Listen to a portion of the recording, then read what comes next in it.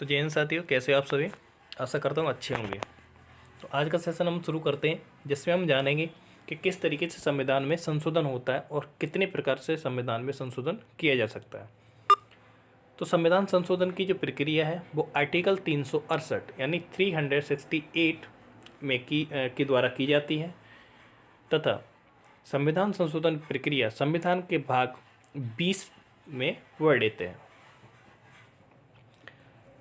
संविधान संशोधन जो प्रक्रिया है वह दक्षिण अफ्रीका से अपनाई गई है, यानी कि दक्षिण अफ्रीका के संविधान से संविधान संशोधन की प्रक्रिया को लिया गया है तथा राज्यसभा के सदस्यों का निर्वाचन भी कहाँ से लिया गया है, दक्षिण अफ्रीका के संविधान से। अब समझते हैं संविधान संशोधन कितने प्रकार के होते हैं। एक होता है साधारण विधेयक के द्वारा, दूसरा होता है विशेष विधेयक के द्वारा, तीसरा होता है विशेष विधेयक प्लस आधे से ज़्यादा राज्यों का समर्थन।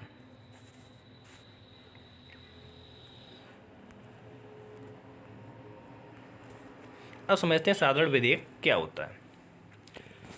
साधारण विधेयक अगर संविधान के मूल भाग पर प्रभाव ना पड़े, वह बिल यानी वह संविधान में संशोधन करने के लिए कोई बिल लाया जाए जिस बिल से संविधान के मूल भाग पर प्रभाव ना पड़े। मूल भाग जैसे संविधान के भाग 3, भाग 1, भाग 2, आर्टिकल 169 आदि में अगर कुछ संशोधन करना हो तो कौन सा बिल लाया जाता है, साधारण विधेयक, सिंपल मेजॉरिटी। अब समझते हैं किस तरीके से सिंपल जो साधारण विधेयक बिल होते हैं इनके लिए कितना बहुमत लाना अनिवार्य होता है और किस तरीके से ये पास होते हैं। तो जैसा कि आपको मैंने पहले बताया था कि कोई भी बिल लेके आया जाता है,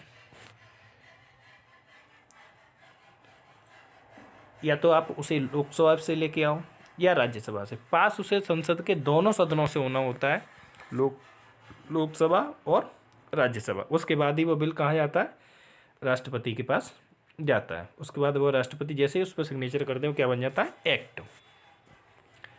अब सपोज दैट ये मैंने बता दिया था कि कौन सा बिल सबसे पहले लोकसभा जाएगा, उसके बाद राज्यसभा जाएगा। कुछ बिल ऐसे जो पहले राज्यसभा जाएंगे उसके बाद लोकसभा जाएंगे, वो मैंने आपको बता दिया है पहले ही। अगर आपने क्लास नहीं देखी हो तो आप मेरी जो पीछे की क्लासें हैं उनमें जाके देख सकते हैं, समझ सकते हैं किस तरीके से कौन सा बिल लोकसभा जाता है, कौन सा राज्यसभा जाता है। अगर आप जानना चाहते हैं कि कौन सा बिल लोकसभा में सबसे पहले जाता है उसके बाद राज्यसभा जाता है, कौन सा बिल राज्यसभा सबसे पहले जाता है उसके बाद लोकसभा जाता है, तो आप हमारी एक वीडियो अपलोड है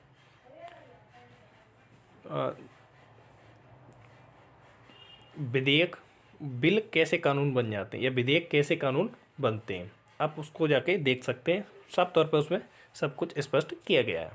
अब समझते हैं यहाँ पे साधारण विधेयक के द्वारा कोई बिल लाया गया। अब इसके लिए एक कंडीशन होती है कि साधारण विधेयक के द्वारा जो बिल लाए जाते हैं उन पे 51% बहुमत लाना अनिवार्य होता है, यानी 51% लोग उस बिल के अगर समर्थन में वोट करते हैं तो वह बिल पास माना जाएगा। अब लोकसभा की सीटें कितनी हैं, 545। बिल मान के चलो सबसे पहले लोकसभा आया तो 545 में 51% बहुमत लाने के लिए यानी कि उसको कितना लाना पड़ेगा, 273, 273। इतना बहुमत होगा तो वह बिल क्या माना जाएगा, लोकसभा से पास माना जाएगा।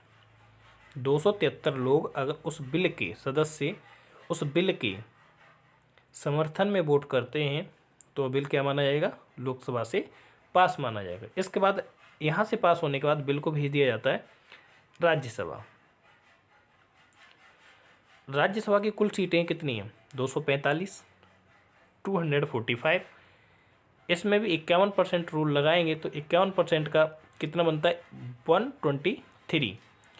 तो 123 सदस्य यानी कि 123 सदस्य इस अगर बिल के समर्थन में वोट करते हैं तो वह बिल राज्यसभा से भी पास माना जाएगा। जब बिल लोकसभा से पास होकर राज्यसभा आया और राज्यसभा से भी 51% बहुमत के साथ अगर वह बिल पास हो जाता है तो उस बिल को कहाँ भेज दिया जाएगा? राष्ट्रपति के पास, यानी प्रेसिडेंट के पास। राष्ट्रपति उस पर अपने जैसे ही हस्ताक्षर करेंगे वैसे ही वह बिल एक्ट बन जाता है, यानी कि कानून बन जाता है। अब समझते हैं विशेष बहुमत से कौन से बिल होते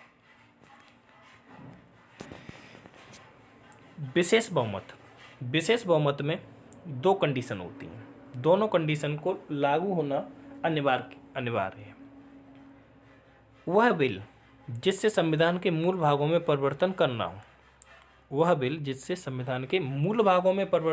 हो, मूल भाग जैसे भाग 4 में क्या है? DPSP, directive principle state of policy.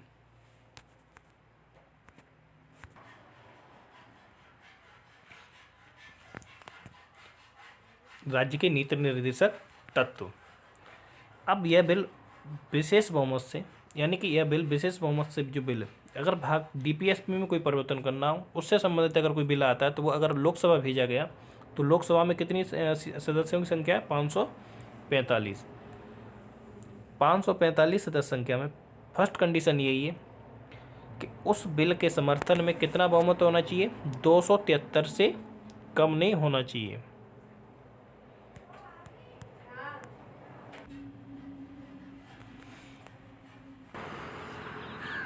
तो फर्स्ट कंडीशन की संख्या से कम नहीं होनी चाहिए। इस बिल के समर्थन में कितना बहुमत होना चाहिए? फर्स्ट कंडीशन, यानी कि 273 से सदस्य से कम नहीं होनी चाहिए। यानी जो भी लोग वोट करेंगे, जो भी सदन के सदस्य जो होंगे वो वोट करेंगे, वो कितनी नहीं होनी चाहिए? 273 से कम नहीं होनी चाहिए। अब देखते हैं दूसरी कंडीशन क्या है।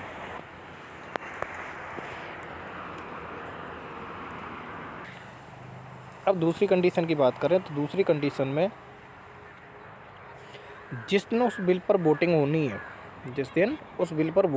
है, उस दिन जितने सदस्य लोकसभा पहुँचे, जिस दिन उस बिल पर जब मतदान होगा उस दिन जितने सदस्य लोकसभा पहुँचेंगे उतने सदस्यों का 2/3 सदस्यों का बिल में समर्थन होना चाहिए। सपोज दैट, एक उदाहरण लेते हैं कि माना 300 सदस्य उस दिन लोकसभा पहुँचे, तो 300 का 2/3 कितना हुआ? 200। और ये संख्या फर्स्ट कंडीशन के सदस्य की संख्या से कम हुई। तो फर्स्ट कंडीशन में क्या दिया था कि 273 से कम नहीं होना चाहिए, तो यह संख्या तो कितनी हुई? 200। तो फर्स्ट कंडीशन से कम हुई, तो यह बिल संसद से पास नहीं होगा। यानी जिस सदन में लाया गया है, चाहे वो लोकसभा में लाया गया हो या राज्यसभा में, उस सदन से वह बिल पास नहीं होगा। अगर जिस दिन वोट उस पर बिल पे मतदान होना है और उस दिन सदस्य की संख्या, जितने सदस्य पहुँचे हैं उसकी 2/3 सदस्य की संख्या 273 यानी फर्स्ट कंडीशन से पार करती है, यानी 273 से ज़्यादा होते हैं, तो वह बिल पास माना जाएगा। लोकसभा की तरह इन दो कंडीशन के साथ ही राज्यसभा में भी इसी नियम से बिल पास होते हैं। पास होने के बाद जब बिल राज्यसभा और लोकसभा दोनों कंडीशनों के साथ जब बिल पास हो जाता है तो इसके बाद यह बिल राष्ट्रपति के पास भेज दिया जाता है। राष्ट्रपति चाहें तो इस बिल में संशोधन करने के लिए इसे वापस भी भेज सकते हैं या पुनर्विचार के लिए भेज सकते हैं या अपने पास भी रख सकते हैं, और चाहें तो इस बिल को पास कर सकते हैं। अगर राष्ट्रपति इस बिल पर जैसे ही अपने सिग्नेचर करते हैं वैसे ही यह बिल क्या बन जाएगा? कानून बन जाएगा, यानी कि एक्ट बन जाएगा। अब समझते हैं तीसरी तरीके से जो संविधान संशोधन होता है वो क्या होता है।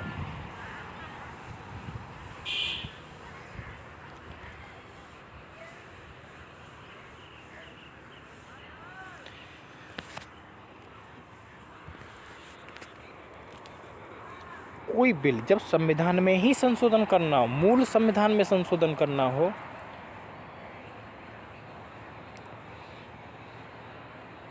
तो वह बिल लोकसभा में जाएगा। अगर मान के चलो हम सबसे पहले लोकसभा में रखा, लोकसभा या राज्यसभा, या लोकसभा में राज्य बिल रखा हो या राज्यसभा में रखा हो, तो लोकसभा और राज्यसभा दोनों से कितने बहुमत से पास होना चाहिए वो बिल? 2/3 सदस्यों का बहुमत से पास होना चाहिए। और जैसे ही लोकसभा और राज्यसभा दोनों सदनों से 2/3 बहुमत से बिल पास होता है तो उस बिल को किसके पास भेज दिया जाता है? राष्ट्रपति के पास। और राष्ट्रपति लोकसभा और राज्यसभा से जो बिल पास होकर के आता है 2/3 बहुमत से, उस बिल को राज्यों के पास भेज देते हैं। जैसे ही राज्यों के पास भेजते हैं तो राज्यों के पास भेजने के बाद अगर उस बिल पर आधे से ज़्यादा राज्यों का समर्थन मिलता है या वो बहुमत देते हैं तो वह बिल राष्ट्रपति क्या करेंगे? उसे पास मानेंगे। और अपने यहाँ से जैसे ही आधे से ज़्यादा राज्य उसमें समर्थन करते हैं तो वह बिल पास हो जाएगा और उस बिल पर राष्ट्रपति अपने हस्ताक्षर कर देंगे, यानी कि अपनी अनुमति दे देंगे। और अनुमति मिलते ही वह बिल क्या बन जाएगा? एक्ट। तो आई होप, मैं आशा करता हूँ कि क्लास अच्छी लगी होगी। क्लास अच्छी लगी हो तो वीडियो को लाइक करें, शेयर करें तथा अगर आप नए हैं तो हमारे यूट्यूब चैनल को सब्सक्राइब करें तथा बेल आइकन पर क्लिक करें, जिससे आगे और भी क्लासें हम आप तक पहुंचा सकें। धन्यवाद।